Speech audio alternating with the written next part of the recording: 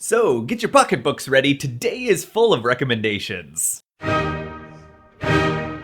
Hi, welcome to the Listener's Guide. I'm Steve. A few weeks ago, I asked you about what music you liked and would like to hear more of, and you provided plenty of requests. So I'm just going to give a few recommendations based on those, and hopefully you'll find some more music that you love. If you are interested in purchasing any of the music that I talked about, this is all going to be listed on my brand new Sublime page. Sublime is a pretty new website that allows YouTubers to recommend products that they enjoy so that you know what to buy. I already have a classical music essentials collection up there, which I'm sure I will be adding to, and I'm going to include all of my recommendations from this video on that page as well. So follow me there. I'll keep it updated pretty frequently, and every once in a while, you never know, I may have the opportunity to do a giveaway for you. But onto the recommendations. First, Amber Davis says, Saint-Saëns Clarinet Sonata. I like the way you think, Amber. Now, Saint-Saëns was a late French Romantic composer known for being incredibly traditionalist at a time when the world was being aggressively modern. He stormed out at the very beginning of the premiere of The Rite of Spring because he thought that the bassoon solo was an absurd misuse of the instrument. This piece in particular was written at the end of his life, and you can kind of tell there's a certain sense of nostalgia in it. So if you like that kind of traditionalism and emotion in a clarinet sonata, I would definitely recommend going back a few years and trying out the Brahms E-flat and F minor clarinet sonatas. The E-flat one in particular, besides being in the same key, has a lot of the same kind of musical emotion and sounds. I think you'll definitely recognize a lot of similarities. Plus, if you're a clarinetist, which I'm assuming you are because pretty much only clarinetists know the Saint-Saëns Clarinet Sonata, you definitely need to know the Brahms clarinet sonatas if you're going to advance in your studies. However, if you're just interested in that kind of late French Romantic sound in a piece of chamber music, I would definitely recommend the two piano quartets by his close friend and pupil, Gabriel Fauré. He and Saint-Saëns were very, very close to each other, and I think you'll be able to hear that in this piece. It's good stuff. Next, user is nerdy, among other things, requested Debussy's La Mer. Now, Debussy was also a late 19th, early 20th century French composer, but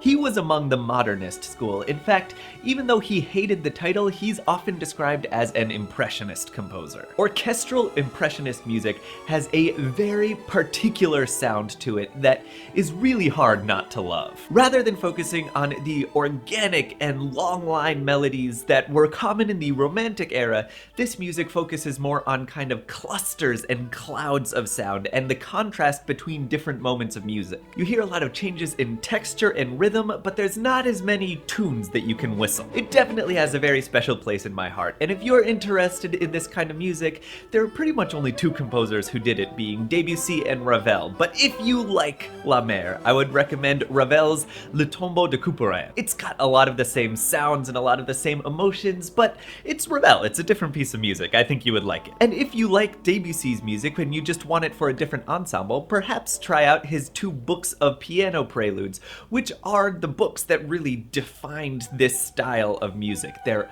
amazing and so progressive, and each one is a little experiment in compositional style. Some of those pieces are incredibly famous and definitely something you should know if you like this kind of music. So check those out. Finally, Nori452 says, I really like Shostakovich's Symphony No. 5, specifically the second movement. Do you have any recommendations similar to that? Now, Shostakovich wrote his Fifth Symphony in the aftermath of being officially reprimanded by the Soviet government, possibly Stalin himself, in the national newspaper. Because of this, he actually called a halt to the rehearsals of his Fourth Symphony, which had been in progress for a while, because he was really worried about what the consequences could be. As a result, this piece is a lot more conservative than his previous works, in order to prove to the Soviet government that he could comply with the laws about Soviet realism in art. When I first listened to this movement, I was reminded very strongly of a Mahler symphony, and upon further research, I discovered that it was actually inspired by Mahler's Symphony No. 4. So if you're interested in finding music that sounds like this,